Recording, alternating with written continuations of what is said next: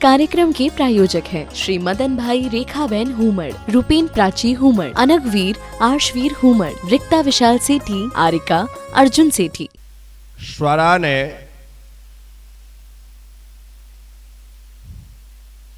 मधुर स्वर में गाते हुए कहा, गुरुदेवा मधुर सुना दो तान। जिनवाणी की मधुर सुना दो तान।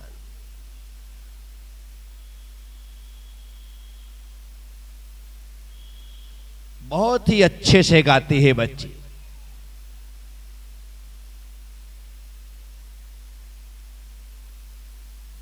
और फिर भजन गाते गाते यदि उसने मुझसे निवेदन ही कर दिया कि मधुर सुना दो तान, संचालन करने वाला क्या कहता कि गुरुदेव हम सभी लोगों को धर्म लाभ दो, तो उस बच्ची ने गाते गाते कह दिया मधुर सुना दो।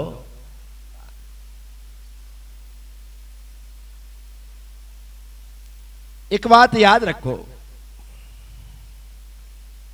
इन कानों से सुनने जैसा कुछ है तो वो सिर्फ जिनवाणी है, वो सिर्फ जिनवाणी। जबकि हम 24 घंटे में जिनवाणी तो सुन नहीं पाते, जनवाणी में ही लगे रहते।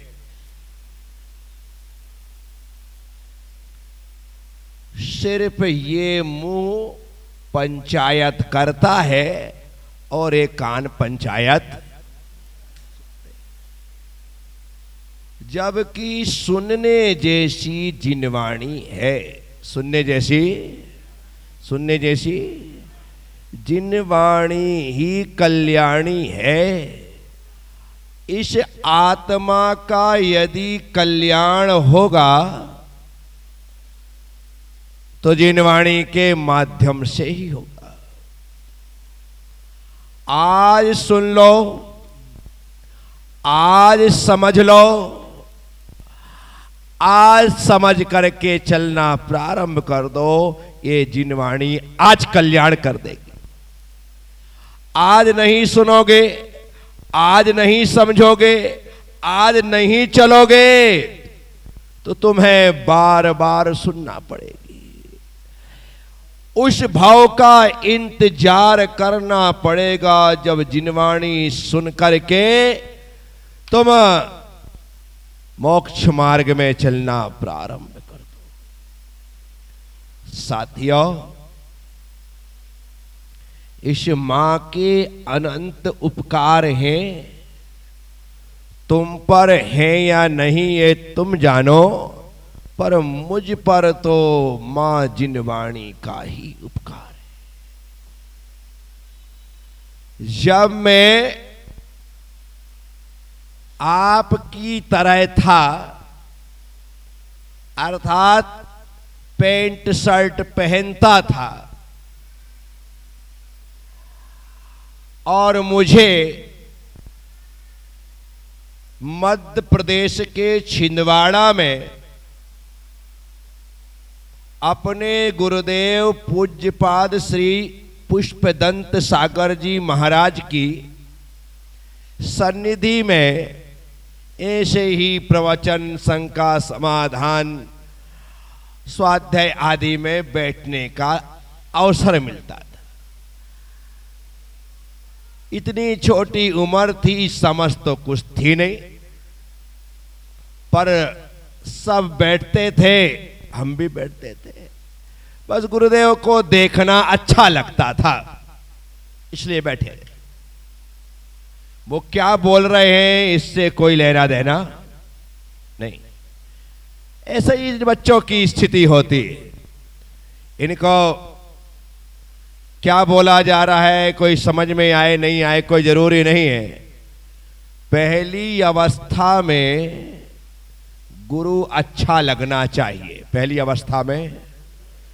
अवस्था में गुरु अच्छा लगना चाहिए, फिर बाद में तो उसकी सारी बातें अच्छी लगने लगेंगी। क्या?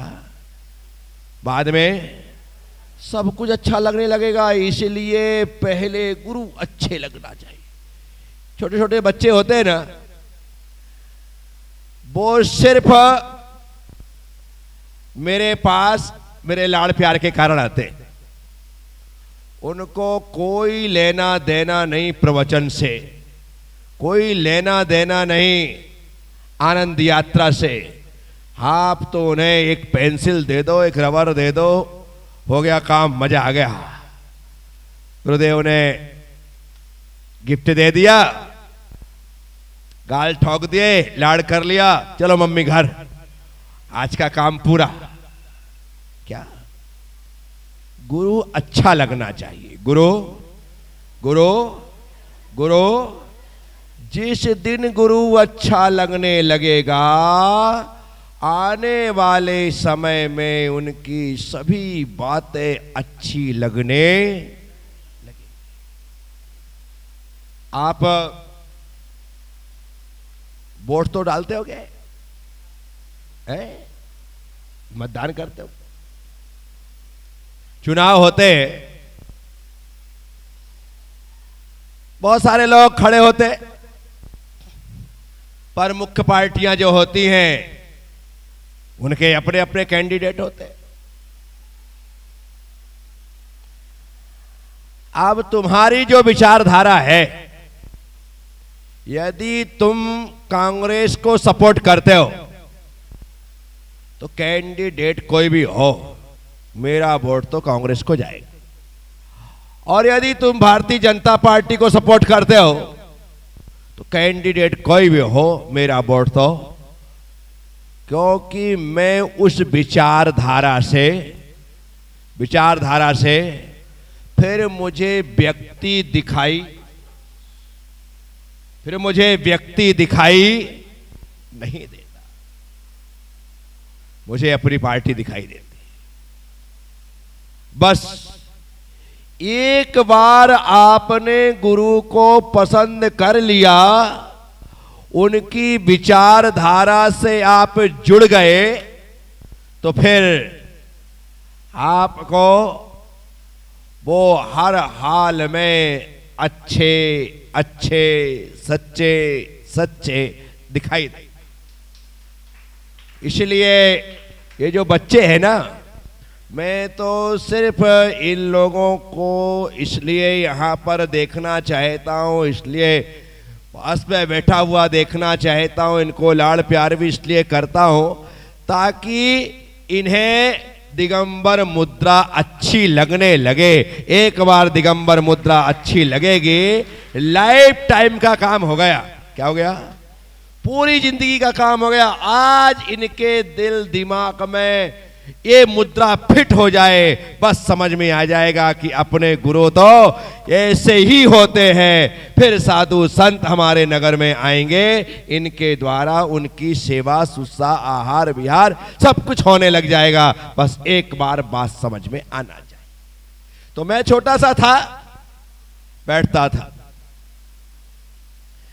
एक दिन स्वाध्याय चल रहा था, सुबह के वक्त 8:30 बजे से प्रवचन सार जी का, और प्रवचन सार जी में चारित्र चूलिका चल रही थी। अच्छे से याद है मुझे, छिंदवाड़ा की बात 1985।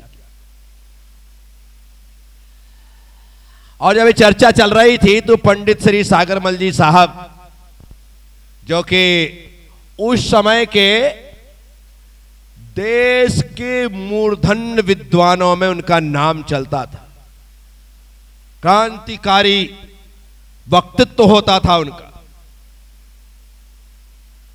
गजब बोलते थे। सोनगढ़ के खिलाफ यदि बोलना प्रारंभ करते थे तो धज्जियां उड़ा देते, इतना खतरनाक बोलते पंडित सागरमल जी विदिशा। चर्चा चल रही थी, उन्होंने अचानक आचार्य श्री से कहा, चर्चा की, गुरुदेव लब्धिसार जी है क्या? लब्धिसार जी है क्या? आचार्य श्री हां कहते उससे पहले उस समय में वहां उपस्थित था, खड़ा हुआ खिड़की में ही जहां बहुत से ग्रंथ रखे थे, वहां मैंने पहले पढ़ रखा था कौन कौन से ग्रंथ रखे हैं। लब्धिसार छपड़ासार करके एक ग्रंथ रखा था। पंडित जी का कहना, मेरा खड़ा होना और उठा करके ग्रंथ दे देना, उठा करके ग्रंथ दे देना। आप आश्चर्य करोगे कि जैसे ही मैंने ग्रंथ उठा करके दिया, आचार्य श्री की और पंडित जी की चर्चा 2 मिनट के लिए रुक गई। 2 मिनट के लिए